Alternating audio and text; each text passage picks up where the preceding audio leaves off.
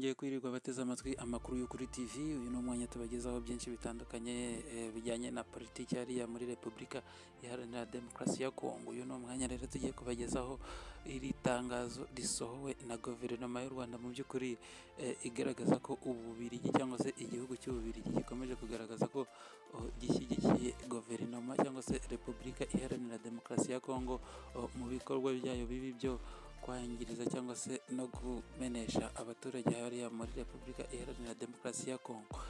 Iri tangazo rero rije nyuma y'uko M23 imaze gufata uriya mujyi wa Bukavu ndetse ikaba ikomereje no mu majyepfo mu ntara cyangwa se muri kariya gace ka Uvira hegeranye n'umupaka w'u Burundi. Mu by'ukuri iri tangazo rero guverinoma y'u Rwanda isohoye riragira riti: nyuma y'uko rero umuryango wa Afurika yunze ubumwe wanzuye ko cyangwa se ushyigikiye ko igihugu cya Repubulika Iharanira Demokarasi ya Kongo kiyoboka inzira y'ibiganiro ndetse n'inama yahuje abakuru b'ibihugu na za guverinoma muri SADC ndetse na EAC, yanzuye ko ibi bihugu bigomba cyangwa se bigomba kwicara ku ntebe y'ibiganiro, akaba ariho ibibazo bikemurirwa. Ububiligi bwo bugaragaje ko bwo bushingiye cyangwa se bubogamiye igihugu cy'u Rwanda dufatanyije na Repubulika Iharanira Demokarasi ya Kongo kugira ngo babangamire mu by'ukuri ubukungu bw'u Rwanda cyangwa se imikoranire y'imiryango mpuzamahanga ku gihugu cy'u Rwanda.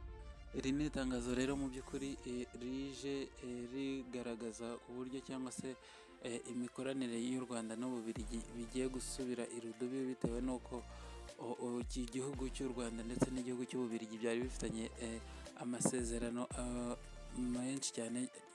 Twakwibandaho ni nk'amasezerano azahera 2024 kugera 2029 agaragaza ubutwererane hagati y'ibihugu byombi. Yari afite agaciro ka miliyoni mu by'ukuri 95 z'amafaranga y'amayero, ubwo nasaga gato miliyari 140 z'amafaranga y'u Rwanda ndetse na miliyoni 505. Ni ukuvuga ngo rero hari hamaze gukoreshwa cyangwa se muri ayo masezerano yari kuzahera 2024 kugera 2029 yari kuzakoreshwa cyangwa se yari kuzaba arangiye ayo mafaranga. Ni ukuvuga ngo bari bamaze gukoresha miliyari 15 z'amayero. Mu by'ukuri u Rwanda rero rukaba ruhagaritse cyangwa se rutangaje ko ruhagaritse aya masezerano. Iyumvire ibyo umuvugizi wa Repubulika y'u Rwanda cyangwa se wa guverinoma y'u Rwanda atangaje mu by'ukuri. Kubera ko rusanga imyitwarire y'igihugu cy'Ububiligi mbere na mbere ihabanye cyangwa se inabangamiye ibyemezo byafatiwe hano mu karere ku birebana n'ikibazo cy'umutekano mu burasirazuba bwa Kongo. Hari ibyemezo byafashwe cyangwa se amatangazo yakozwe n'umuryango wunze ubumwe bwa Afurika na SADC na East Africa, iyo miryango ihuriye hamwe igerageza kureba uburyo iki kibazo cyakemuka binyuze mu nzira y'ibiganiro na diplomasi. Igihe rero harimo ibihugu bindi aho kugira ngo bize gushyigikira ibi byemezo biba byafashwe, ahubwo ugasanga birata inyuma bijya gusaba ko u Rwanda rukomatanyirizwa ku mfashanyo, rukomatanyirizwa mu mibanire rufitanye n'ibindi bihugu cyangwa se no n'imiryango mpuzamahanga. Ibyo ngibyo ni ibintu byakozwe biranamenyekana, u Rwanda rugenda rubimenya, rugenda rubyihanganira. Ntiwaba rero uvuga ngo ufitanye amasezerano y'ubutwererane n'igihugu runaka n'undi urangiza uca inyuma ruhinga ujye kubasabira ko abandi bayahagarika kubera ibibazo bya politiki. Ibibazo by'iterambere ntabwo byari bikwiye kuvangwa n'ibibazo bya politiki cyangwa se kugirwa ibikangisho. Mbere yo gufata iki cyemezo haba harabayeho kuganira n'iki gihugu cy'Ububiligi ko ari igihugu gisanga mu mubano n'u Rwanda mu gihe kirekire. Ntabwo ikintu nk'iki gishobora gufatwa hatarabayeho ibiganiro cyangwa se hano urabizi hari za ambasade zirakorana, ba minisitiri w'ububanyi n'amahanga bashobora kuvugana, ariko n'igitangaje kindi kirimo ni ukubona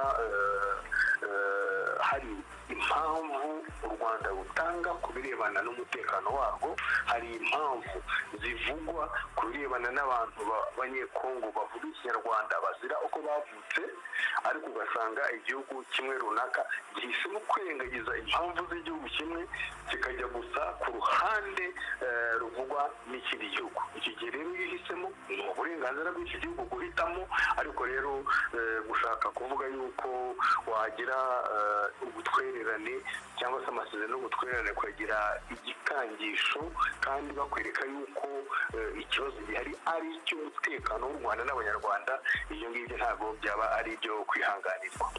Mubona ari gute imyitwarire y'iki gihugu cy'Ububiligi ibangamiye inzira y'amahoro ntabiteganywa na Afurika yunze ubumwe cyangwa se Afurika y'Iburasirazuba cyangwa SADC?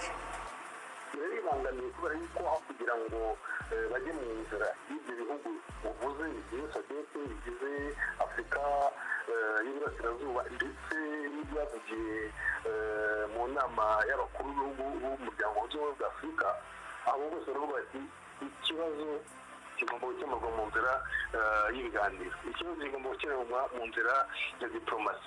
Hari ikibazo u Rwanda ruvuga cya FDLR, ibintu byagiye biganirwaho bigashyirwaho umukono ko iyo FDLR igomba gusenywa, ibyo ngibyo ntibishyigikiye. Hari ikibazo cyavuzwe, imiryango yose wavuze yemeza yuko noneho guverinoma ya Kongo banayisaba yuko nayo igomba kuganira na M23. iyo igahindukira ikavuga iti ntabwo tuzaganira nayo, igihugu kikaza kigashyigikira iyo nzira yafashwe na guverinoma ya Kongo iyo ikeka ko cyangwa se yemeza yuko iki kibazo cyakemurwa mu nzira y'intambara. Murabizi neza yuko guverinoma ya Kongo uretse abasirikare bayo yahamagaye ingabo z'u Burundi, ifatanya n'abacanshuro, ifatanya na FDLR, ifatanya n'abazarindi, ifatanya na SADC, biyemeza inzira y'intambara. Niba rero hari igihugu runaka kiyemeje kujya muri iyo nzira guverinoma ko mwisemo, ni ukuvuga ngo ubangamiye abandi bose biyemeje inzira y'ibiganiro n'inzira ya diplomasi. Nguko uko ikibazo barubaje ati bibangamira bate, ni uko guverinoma ya Kongo iki gihugu cyemeje gushyigikira bo bahisemo inzira yo gukoresha ingufu za gisirikare, nyamara abandi basavuga bati uko byagenda kose. Mwarabibonye perezida wa Angola ejo bundi abazwa avuga igihe yaratangiye kuyobora umuryango w'ubumwe wa Afurika, avuga ati sinkomeje kuba umuhuza, ariko nubwo byagenda gute ni ngombwa yuko iki kibazo gikemurirwa mu nzira y'ibiganiro. Ejo bundi mwarabibonye n'umunyamabanga mukuru w'umuryango w'abibumbye ati M23 guverinoma yabo bagomba kuganira n'abandi.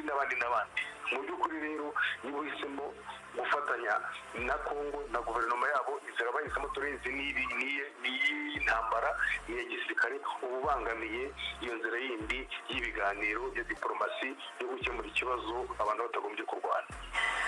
U Rwanda guhagarika ubutwererane n'igihugu cy'Ububiligi, murabona ari izihe ngaruka bishobora kugira niba zihari? Ingaruka, niba hari igihugu n'ubundi mwari musanzwe mufitanye ubuhahirane, ubufatanye, hari ibyo muhana cyangwa se hari ibyo igihugu kigufasha, iyo bihagaze ubwo nyine abo byageragaho akamaro ntabwo bikibagezeho.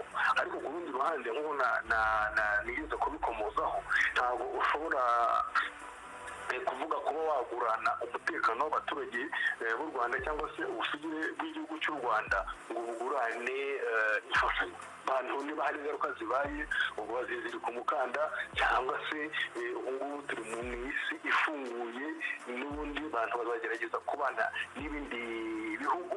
Ariko rero ntabwo ushobora kuvuga yuko igihugu kiza kubangamira iterambere ry'abaturage bawe ndetse kikagerageza no kubwira ibindi bihugu n'indi miryango nabo ngo bajye muri iyo nzira, kandi ku kibazo u Rwanda rwo rugaragaza cy'umutekano. Ndetse tugaruke no kuri icyo wavuze cy'iyo miryango yose yateranye ivuga iti ni inzira y'ibiganiro yakemura iki kibazo, wowe ugahitamo abiyemeje inzira ya gisirikare nta kundi byagenda. Bivuze ngo rero abantu koko hari aho bishobora kugira aho byabangamira, ariko ntabwo bigomba guca intege, ndetse n'ejo bundi byaganirwa abantu bakabyumvikana bakagarukaho, ariko bitanagarutse nta cyaguranwa umutekano w'u Rwanda n'Abanyarwanda. Umuvugizi wa guverinoma y'u Rwanda rero Alain Mukurarinda yakomeje agira ati u Rwanda ni igihugu nta makemwa mu gukoresha imfashanyo cyangwa se inkunga gihabwa n'amahanga cyangwa se n'abafatanyabikorwa. Mu by'ukuri akaba ariyo mpamvu rero kuba hari ibihugu bica hirya hino bikanyura inyuma bikajya kubwira abafatanyabikorwa b'u Rwanda ko bigomba kubahagarikira inkunga ari ibintu mu by'ukuri bitarimo diplomasi cyangwa se ari ibintu bidahwitse mu by'ukuri. Yakomeje avuga ko ibyo bihugu rero bigenda bigaca inyuma cyangwa se bikagaragaza ko ari uruhande bibogamiyeho cyangwa se bishyigikiye Repubulika Iharanira Demokarasi ya Kongo. Alain Mukurarinda rero muri byinshi yavuze, icyo yasorejeho yasoje asaba ibihugu cyangwa se na za guverinoma muri rusange ko bashyigikira ibyemezo by'inama ya Afurika yunze ubumwe ndetse ibya EAC mu by'ukuri bigaragaza ko hagomba kuba inzira y'ibiganiro. Mwakoze cyane gukurikira amakuru yo kuri TV. Turakomeza tubagezeho byinshi bitandukanye biri kubera hariya muri Repubulika Iharanira Demokarasi ya Kongo. Imana ibarinde.